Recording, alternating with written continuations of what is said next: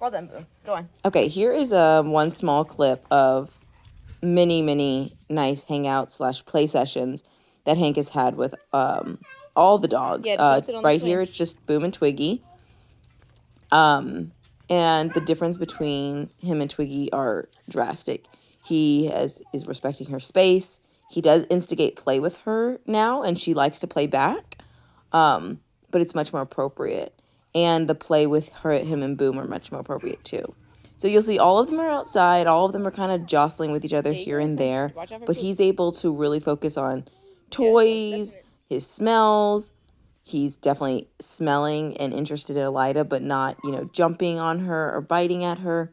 She's kind of able at this point to be a neutral part of his environment, which is our goal for people and dogs, right? They can be fun and exciting, but they also can just be a neutral part of the environment.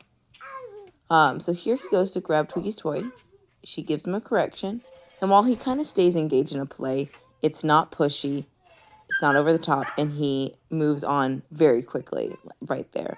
And then he kind of just runs and bounces around. Hank! Yes! And look at that recall. That was amazing. I was not expecting him to come right away. I thought I was going to have to give him a little bit of a chase game. But he did. He heard his name. That head snap around. He got lots of cookies for that. And he just he's doing amazing with the dogs. Okay, here's me and Hank starting our Leave It cue.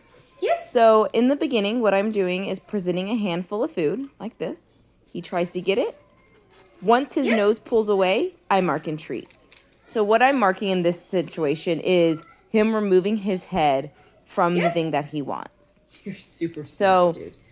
And we obviously are going to progress it. I progress it a lot faster with him because he catches on incredibly quickly. But you'll see that in a minute.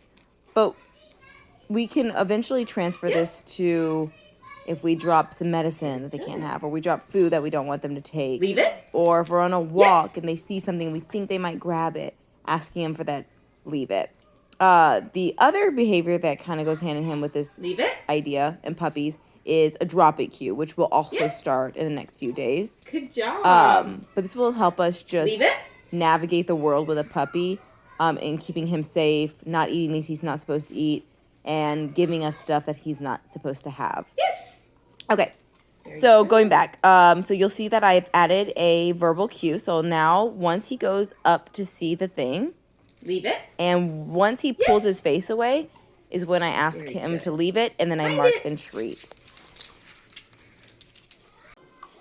Okay, so here's the same day, but a few hours later. And you'll notice that I start with an open hand, which is making it a little more difficult. When he comes to get the food, I just close my hand. I don't move it away. I don't ask him to stop or no, or don't keep saying, leave it, leave it.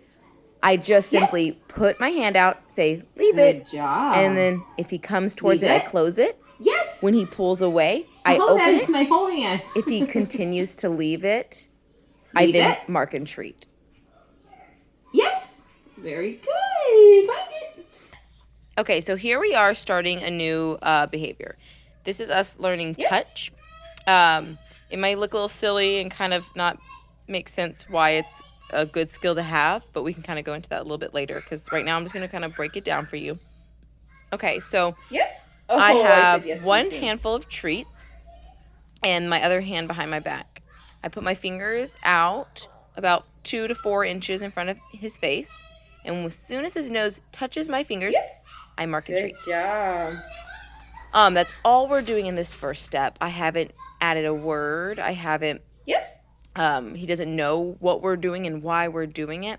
We're just capturing this behavior, and we're eventually going to put it on a cue and use it for different things. So you'll see here. Oh, there, he did that one good.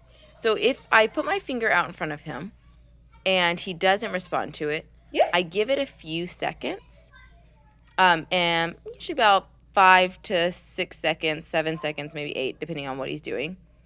And then I simply pull my hand away and put and represent it to him. But you can tell that he's really, really good at it. So that didn't happen too much, but it happened once or twice. Okay, and here we are just working on leave it again. we're doing the same thing as we did earlier, so nothing super new here. We're just kind of making it a little more challenging.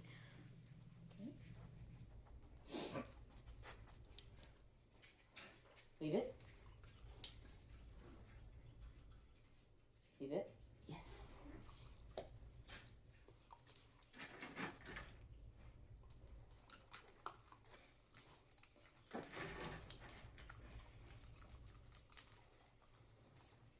Leave it. And one of those things that I've added to this session to make it a little more challenging is making eye contact one of my criterias.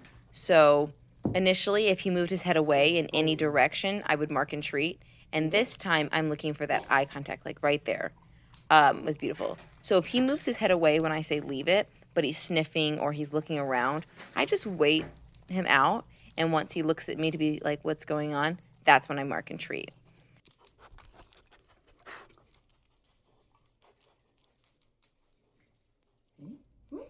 Find it.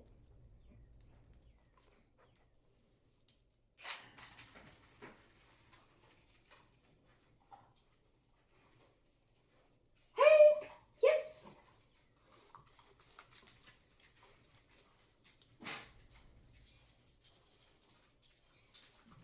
Okay, and towards the end of our session, I just kind of sprinkled in a little bit of name recognition, a little bit of very, very beginning of recall.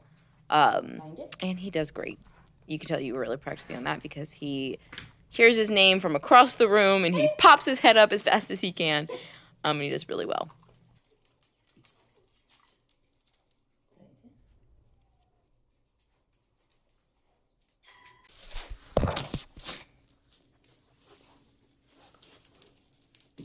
Okay, so here we are working on that touch again. And it's really common in the second session for him to struggle a little bit more. And he does. And it's really good for him to work through it. So here I presented my fingers, and he's kind of like, I don't know what you want. Yes. So all I did was move my hand behind my back and then represented it closer so that he would be more encouraged to touch my finger. So right there we got some teeth. So I didn't mark. I just held still. Wasn't interested, took it away, represented it. Good got that job. perfect little nose. Boop. Extra So he got marked and treat for that. Good. So that was a really good example what to do when he stalls out, and also what to do when we have those chomping teeth instead of just the nose Good touch. job. So here we go again. So he's having a hard time. I'm just trying to wait him out. What I'm doing right now is I'm looking at my fingers, not at him. He eventually got it, marked and treat, gave him a little extra for that because it took him a lot of my brain power. Yes.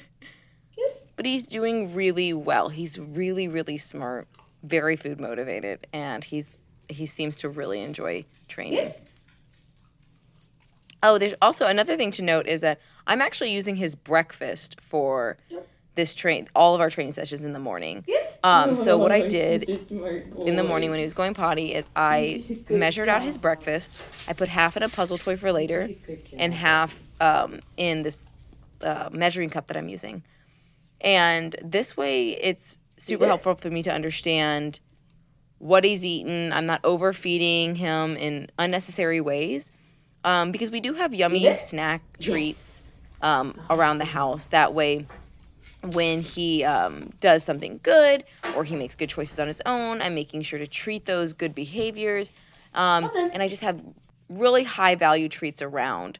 But if I train sessions with his kibble, I have a lot better understanding about his, calorie intake, what he's eating, how much I need to feed him for dinner, and things like that. And here he is eating the rest of his breakfast this morning in the little Snoop toy. He loves this thing. It's really cute. He's really good at it. Some of my puppies aren't quite sure, and he is very sure that if he just hits it with his foot, things will come out. And I love to watch him just figure it out. He's such a good boy.